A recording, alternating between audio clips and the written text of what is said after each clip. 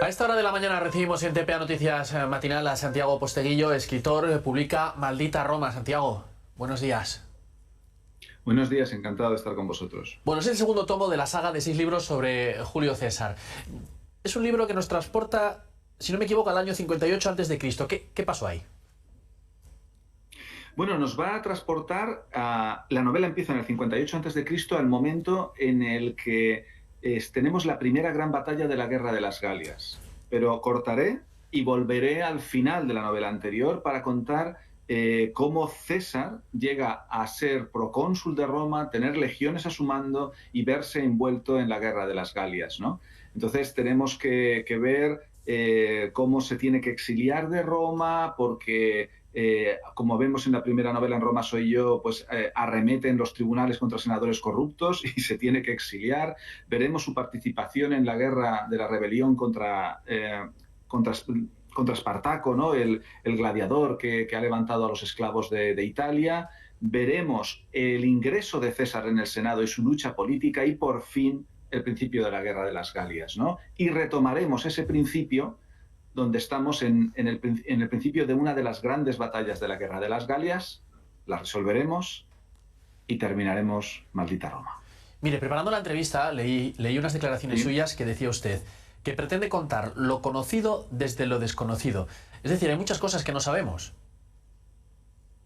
Muchas. Observa que en esta novela te he mencionado cuestiones relacionadas con César que son conocidas generalmente. La gente sabe que fue senador de Roma, la gente sabe que tuvo, por ejemplo, una relación muy importante con Cleopatra, y la gente sabe, por ejemplo, que César conquistó las Galias, ¿no? Aunque solo sea por Asterix y Obelix, pero son cuestiones muy conocidas.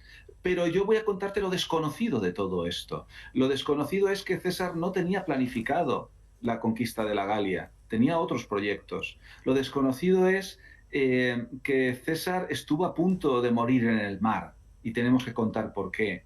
Lo desconocido es que si bien César y Cleopatra tuvieron una relación intensísima y apasionante, había una diferencia de edad entre ambos de más de 30 años. Y aquí lo vamos a observar porque cuando te presente a César con 30 años en Roma, cortaré la narración y me iré a Egipto para presentarte el nacimiento de Cleopatra VII. Entonces, claro, los lectores dicen, ay, pero si esta es Cleopatra y están haciendo, ¿cómo se van a conocer? Voy contando estas partes desconocidas y finalmente, sí, César y el Senado, pero cuando pensamos en eso, a veces podemos caer en la idea de que ser senador de Roma era prácticamente que hereditario. No, para ser senador de Roma tenías que ganar unas elecciones para ingresar en el Senado con un mínimo de edad de 30 años y había que presentarse a esas elecciones, había que financiar una campaña electoral y hay que explicar cómo financió una campaña electoral estando con su familia arruinada y cómo consigue ingresar en el Senado de Roma. Todo eso es lo que yo digo que es lo desconocido de lo conocido y eso es lo que hace, creo, atractiva una novela como Maldita Roma. Y Julio César llega hasta tan arriba porque dice usted que era un gran comunicador. Sin duda alguna. De hecho, en muchas facultades de periodismo retrotraen el origen del periodismo a Julio César, a una decisión que él tomó el 1 de enero del año 59 a.C., cuando él ya es cónsul y va a presentar su ley estrella de reforma agraria en el Senado. Él sabe que los senadores pueden votar lo que quieran porque nunca se hace público lo que han votado para cada ley. Pero él lo que va a decidir es que a partir del 1 de enero del 59 a.C. se va a poner una gran tabla de madera en el Foro de Roma y en esa tabla se van a inscribir los nombres de los senadores que votan a favor o en contra de una ley, para que todo el pueblo lo sepa.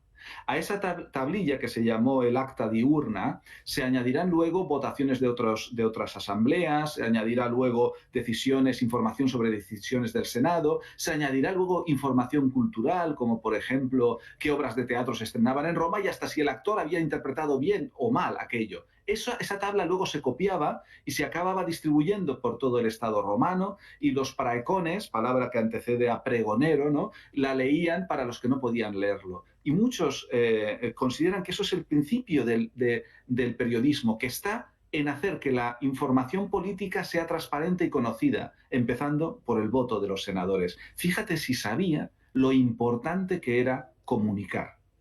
Imagínese a Julio César con redes sociales.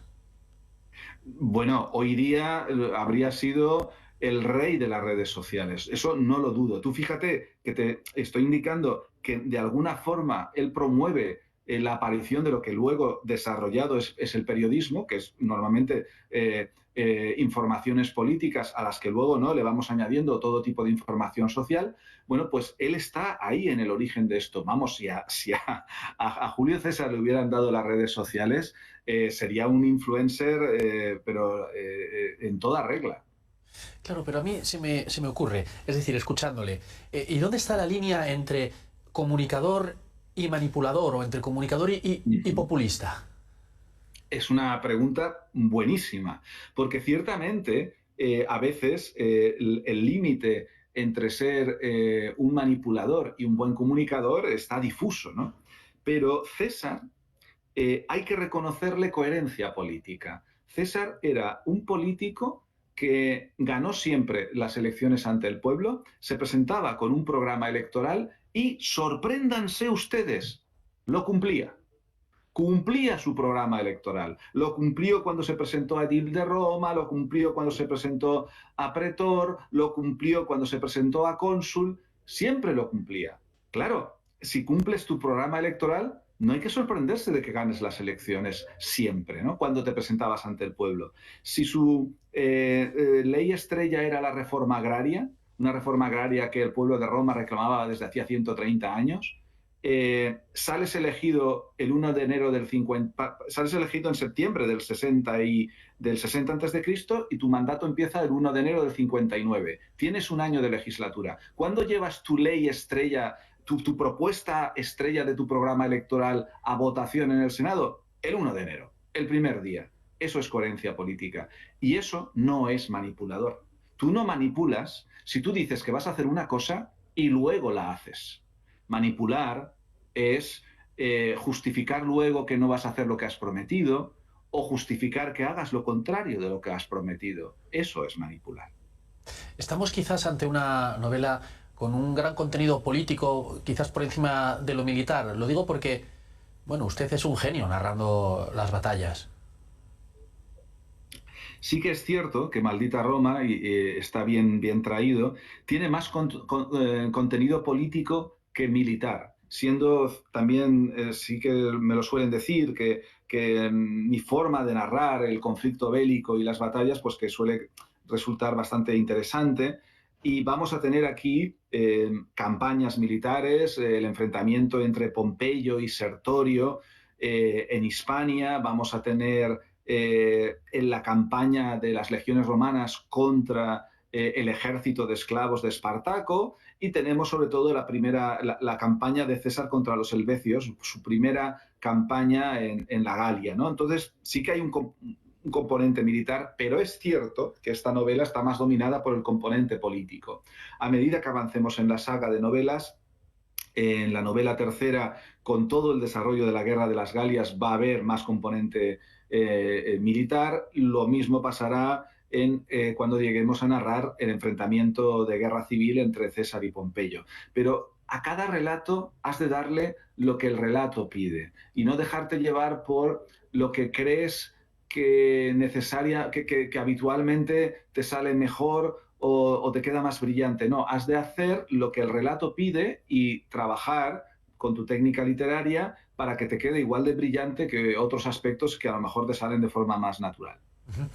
Mire, le quería preguntar sobre el proceso creativo, ¿no? Supongo que detrás, lógicamente, hay una labor de documentación enorme, y yo le quiero preguntar cómo hace para ordenarlo todo, ¿no? Para que todo tenga su sitio, encaje perfecto, y que no se deje llevar por la pasión que a lo mejor pueda tener por el mundo romano, y que el lector lo comprenda y lo viva con emoción. Sí, yo lo que tengo que hacer es, como novelista histórico, documentar muy bien la época, ¿no? Y utilizo fuentes primarias, es decir, pues tengo que leer esos personajes que estuvieron allí y dejaron por escrito, ¿no? Lo que pasó desde su punto de vista. Y tengo textos de Cicerón, tengo textos de el propio César, luego tengo que leer textos de otros autores de la época, luego tengo que leer lo que podemos denominar como fuentes secundarias, historiadores del siglo XX y XXI, ¿no? Que nos aportan información sobre todo aquel proceso histórico. Y luego incorporar también lo que yo llamo fuentes experimentales, que puede ser acudir a museos, a yacimientos arqueológicos, hacer viajes para ver los emplazamientos donde ocurrieron parte de los acontecimientos que yo estoy narrando en la novela, ¿no? Y, por ejemplo, si la novela empieza con la batalla de Bibracte, desplazarme pues 200 kilómetros al norte de Lyon para llegar a una montaña en mitad de un bosque, en un parque natural en el centro norte de Francia, donde tuvo lugar esa batalla y ver lo que pudo ver César, sin duda alguna, pues igual hay aspectos que han cambiado, solo quedan unas pequeñas ruinas, hay un museo, pero estás en el mismo lugar donde ocurrieron los acontecimientos y eso a mí me carga emocionalmente y creo que esa emoción me va a resultar más fácil trasladarla al texto si me acerco a estos lugares. Esta es la combinación de fuentes que yo utilizo para documentar una novela de este tipo. ¿Y le sorprende el éxito que tienen estas novelas? Porque Roma sigue interesando. Bueno, que Roma interese no me sorprende tanto en la medida en que hablamos un idioma que es una derivación del latín, nuestro derecho, nuestras leyes son una evolución del derecho romano y muchas de nuestras costumbres están relacionadas con nuestro origen romano. Entonces yo puedo entender que desde ese punto de vista haya mucho interés en una España como la de hoy por ese de dónde venimos, que es en gran medida Roma. Que luego ya mis novelas hayan interesado y estén interesando a muchos lectores, a muchas lectoras, bueno, es algo que agradezco enormemente y que pienso que quizá, porque ahora lo he pensado muchas veces, pueda tener que ver por haber creado una combinación de intentar ser muy fiel a la historia, pero a la vez contarlo de la forma más cinematográfica y dinámica posible, de tal forma que el lector tenga la sensación casi de estar viendo una película, de encontrarse con una forma narrativa muy moderna, que sin embargo además le interesa porque le cuenta un pasado que le resulta atractivo para aprender, ¿no? Entonces yo creo que esa combinación de elementos es lo que puede hacer que mis novelas sobre Roma estén teniendo una relativa o una gran popularidad. Bueno, si me permite la broma con lo que acaba de decir, es que en esta novela sale Kirk Douglas, ¿no? Ciertamente, ciertamente sale Espartaco y sin duda alguna yo creo que la imagen que tenemos muchos, ¿no?, de Espartaco es la magnífica interpretación que del personaje hizo Kirk Douglas en la versión de Espartaco dirigida por el otro grandísimo genio que es Stanley Kubrick, ¿no?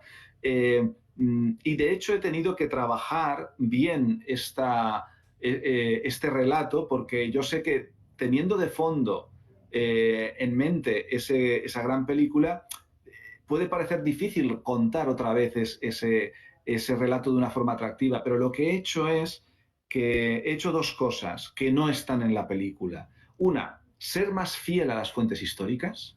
Y entonces lo que va a encontrar el lector sobre Espartaco es mucho más próximo a lo que probablemente pasó, sin que la película de Espartaco de Kubrick desvirtúe la esencia del personaje, pero yo me he permitido, ¿no?, adentrarme más a, por ejemplo, pues cómo se inició la rebelión. En la película se inicia de una forma, pero yo te voy a explicar cómo parece que realmente se inició esa rebelión. Luego también hay aspectos de Espartaco que no se resuelven de una forma en la película, pero yo los resuelvo de otra, también atendiendo a las fuentes. Y finalmente, la película de Espartaco de Kubrick se centra en Espartaco, lógicamente, y Julio César apenas aparece en un par de escenas. Yo lo que te voy a contar es la rebelión de Espartaco con relación a la vida de César, cómo influyó en la vida de César y cómo participó César en las campañas contra Espartaco. Y por último, Santiago, si me lo permite, es el Claro. segundo tomo relacionado con Julio César. Hay contenido, le he leído al menos hasta 2031.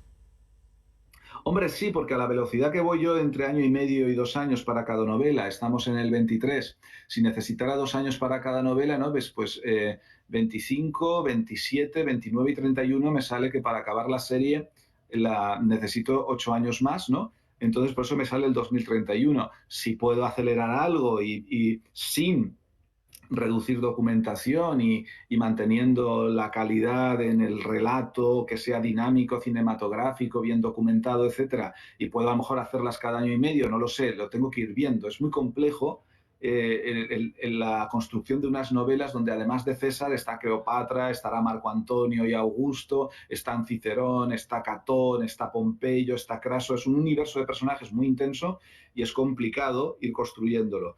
Pero por eso es un proyecto de 6 novelas y que se dilata en el tiempo, ¿no? Y por eso necesito todos esos años. Santiago Posteguillo, autor de Maldita Roma, muchas gracias por atendernos y enhorabuena por su trabajo. Muchísimas gracias a vosotros.